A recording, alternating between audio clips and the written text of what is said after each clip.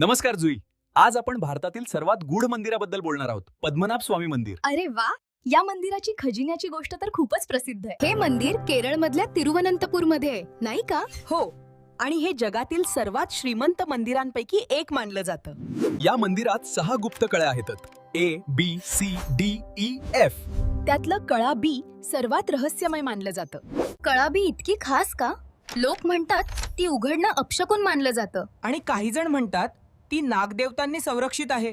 काही अंदाजानुसार आत लाखो कोटींचा खजिना दडलाय. सोने, हिरे, अनमोल रत्ने, कल्पना जरी केली तरी रोमांच. 2011 मध्ये जे कळे उघडले गेले तेव्हा काय सापडलं माहितीये?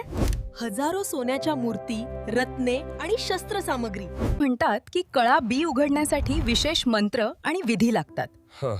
आणि ते विधी आज कुणालाच पूर्णपणे माहित नाहीत. काही दंतकथा सांगतात की कळा बी उघडल्यास आपत्ती येऊ शकते.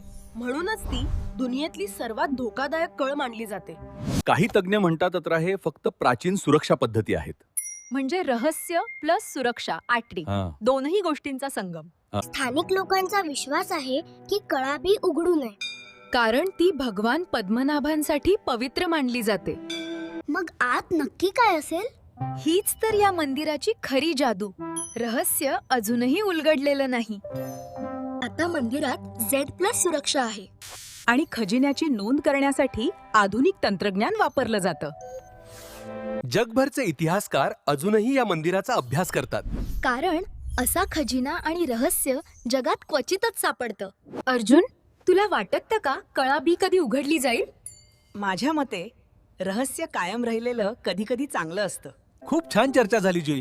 पद्मनाभ स्वामी मंदिराचं रहस्य अजूनही जिवंत आहे. हो, आणि मित्रांनो, अशाच पॉडकास्टसाठी टेक हॉरिझॉन आयला फॉलो करा.